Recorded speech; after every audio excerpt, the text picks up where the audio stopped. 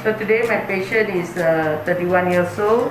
Basically wants to lower his hairline. He is not suffering from any male pattern baldness, and he's very conscious about his high forehead hairline, and then he thinks he's got a very broad forehead. So in fact, about 2 years ago, he went and do tattoos over both the temporal area. He feel very insecure with this forehead.